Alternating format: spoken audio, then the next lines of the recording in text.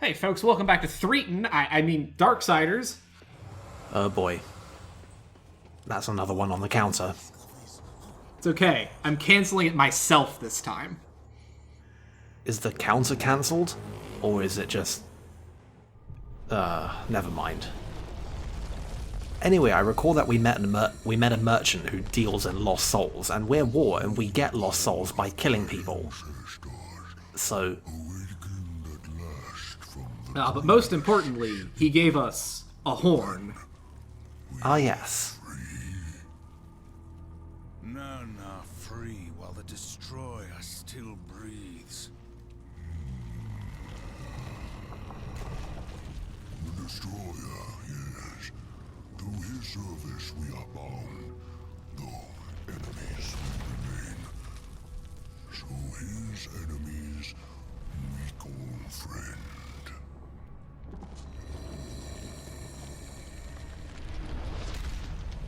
Pass now, friend.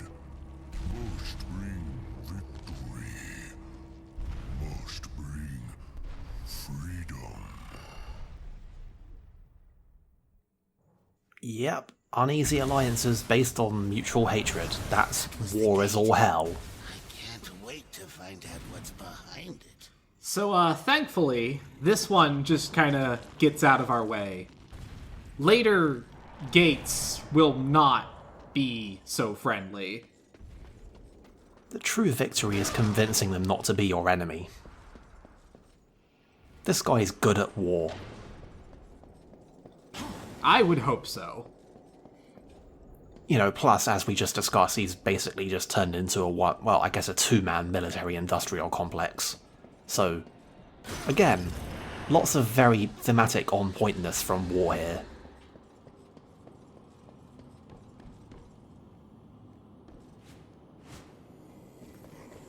Anyway, this place is full of people, so I guess we're just going to murder them.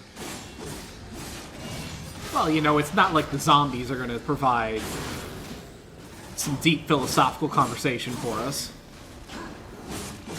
Yeah. One day.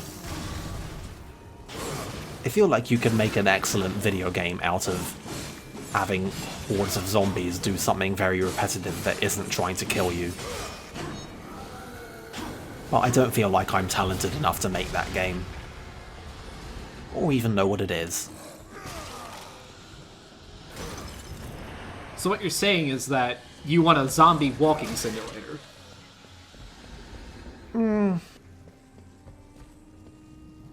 I mean, that would take some doing.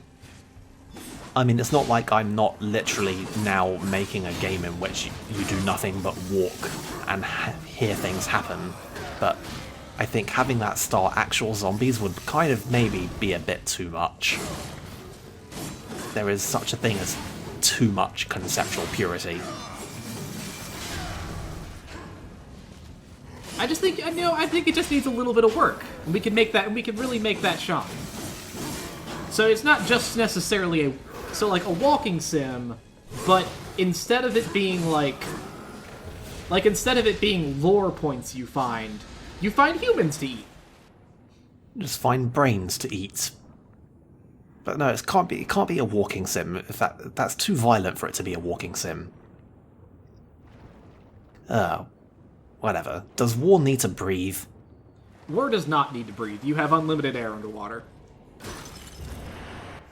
I mean, if he doesn't need to breathe, then presumably air isn't. Look, you gotta be consistent in your verbiage, man. It's either you have unlimited air or you don't need to breathe. You can't have this thing both ways.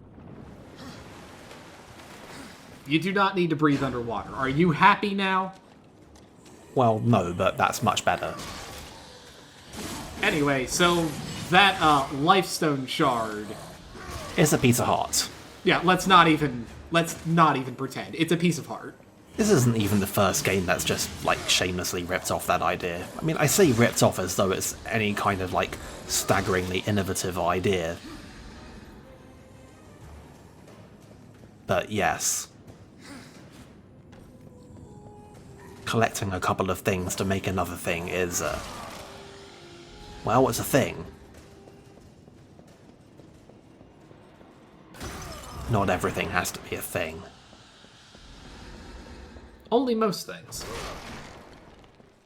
I've kind of lost track of whether or not the thing that I'm talking about things being thing is a thing.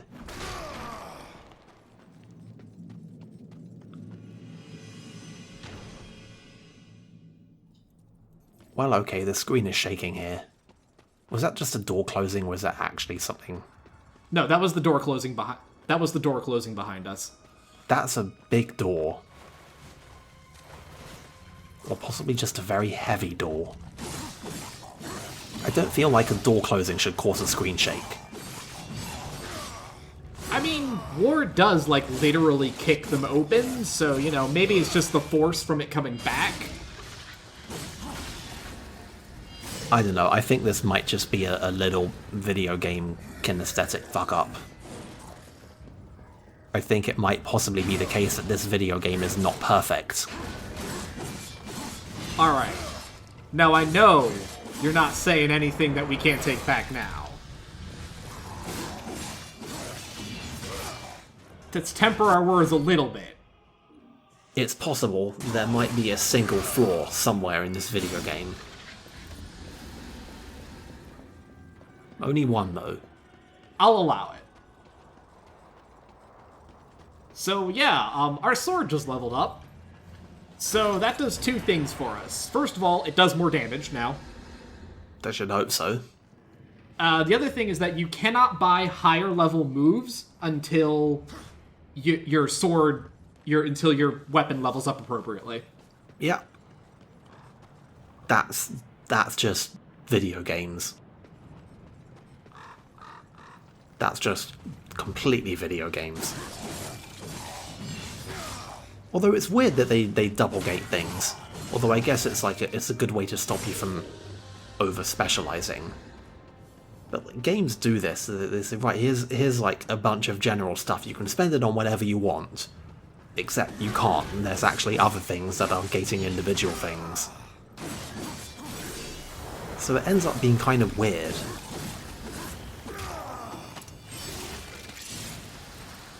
Guys, in-game economies are kind of complicated sometimes. I mean, the workings of them are, but the design of them is... Man, there are factors at play here that people just don't even consider.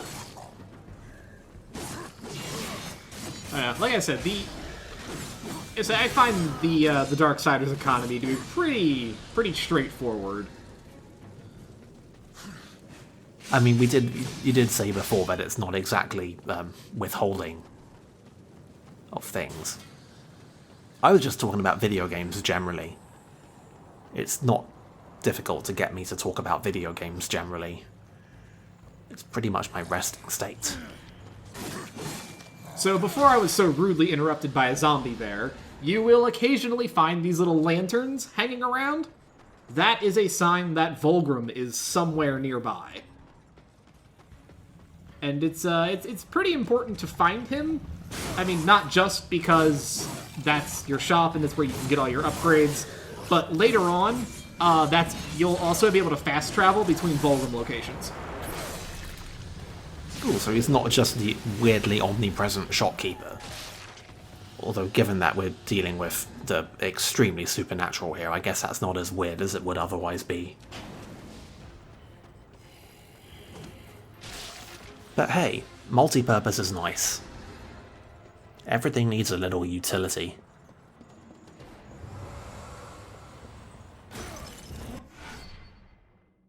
And yes, the game will helpfully tell us every single time we find a new Volgrim location.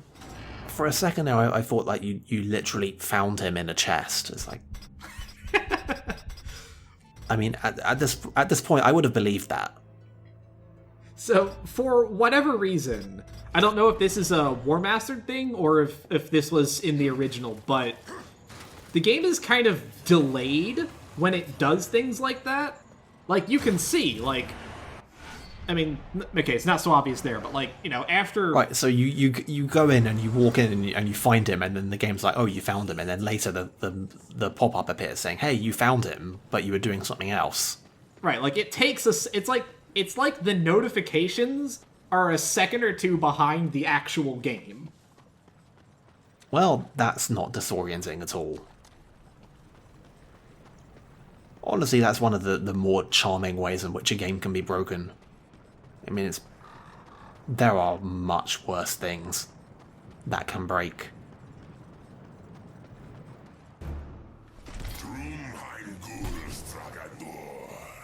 Non straga singura. Do you know what's imprisoned here? There are things even you should fear, horseman. Once you were strong, but now you are weak and you are alone. The Destroyer knows of your coming. Even now, he moves his legions against you. Then I'll make this quick. So I see we found our original language? I don't know what's up with that. It's some kind of demonic language. Anyway, it's time for a mini-boss. And I see we're learning about Z targeting. That's right.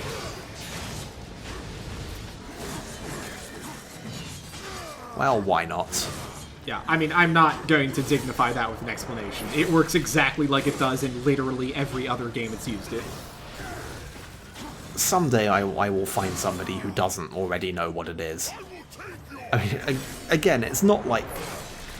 Oh god, it's one of those things that like is so blindingly obvious in retrospect, but it took somebody to think to do it. And there's absolutely no way to know, now that we know, what it was like not to know about this.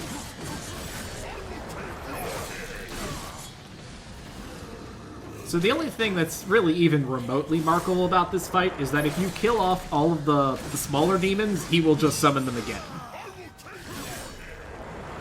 So you do some video game tactics and leave exactly one alive? That is a good way to deal with that. You will, after a couple waves, he will eventually get back to fighting you, but you can save a lot of time by just kind of ignoring them.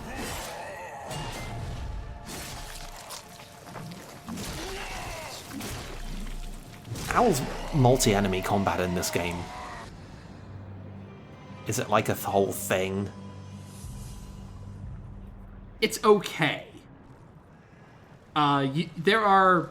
Later on, we will get weapons that are specifically designed to handle multiple enemies at once. The sword is not one of them. That's a thing that you could definitely have in action games. You can have games that are balanced around the idea that if you're fighting more than one thing at a time, it's really difficult. Just one hideous blood-puking gargoyle. The plumbing must be stopped up.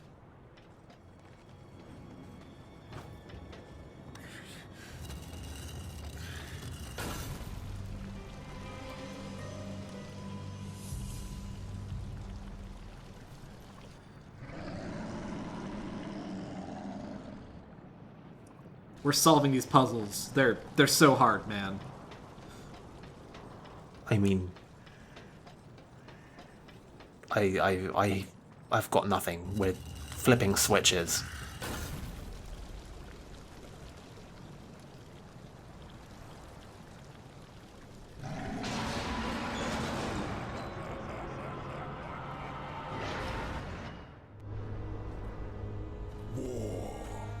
Are you here to play execution?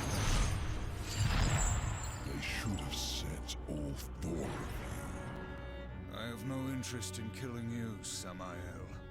Ah, the Destroyer is beyond your reach, beyond mine. Has prison made you a coward?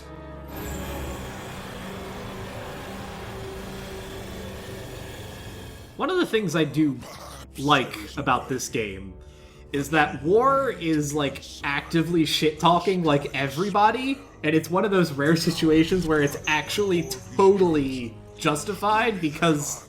Character writing! No question. Because, you know, he is one of, like, the literal 4 executioners of the gods. Where can I find these guardians? Character writing, folks. It is absolutely a thing, at all times. The whole of her domain is a blistered inferno. By land, you will never reach it. Find the high ground with this. And bring me her still beating heart. Well, looks like we've just learned about our first dungeon and got the power that we need to get into it. We sure did. I don't know if we're actually doing a Zelda counter, but if we are, it is definitely dinging like 5 times here. So Shadowflight is... here, I'm going to add another one to it, because Shadowflight is basically the Deku Leaf. Why not? It's a nice, like... It's not as enormously expanding like a double jump, but it's a nice mobility upgrade that's noticeable and appreciated. Even if it is kind of underwhelming in animation. Yeah, and I mean, it doesn't have a huge range. You get about, like I said, about the width of one decent-sized pit before it just automatically falls out on you, unless you hit one of those little blue air drafts. Right, but it's a noticeable mobility upgrade. Even if that is also partially a function of environment designed around it. It's like, it's game feel stuff. Stuff to put in your video game that feels good.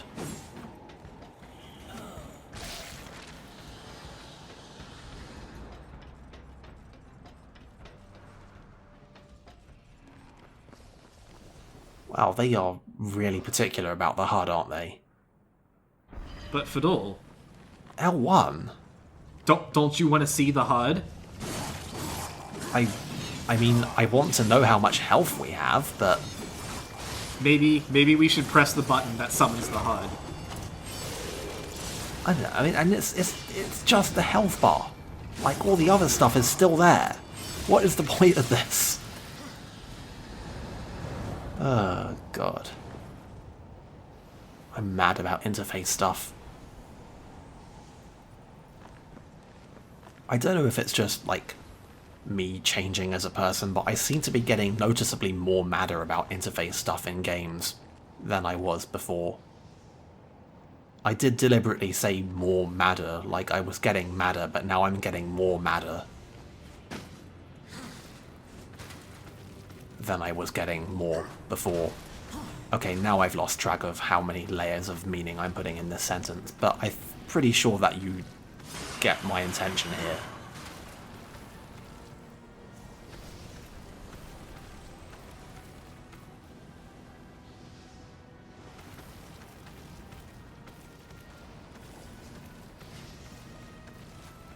Also, wow, that looked like some camera work making things harder than it perhaps needed to be. Yeah, that path is a little obscured. And oh boy, did I just see something that we're going to have to come back with later to activate with a new thing. I don't know. Maybe. Man, what is this, Zelda?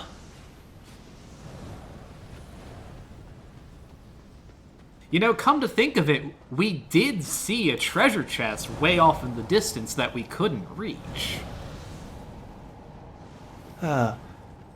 We mock, but the, ooh, what's that thing, and what do I need to do to activate it, and what's it going to do appeal is very real. Yeah, I think this game is remarkably well signposted in that regard. Video games, folks.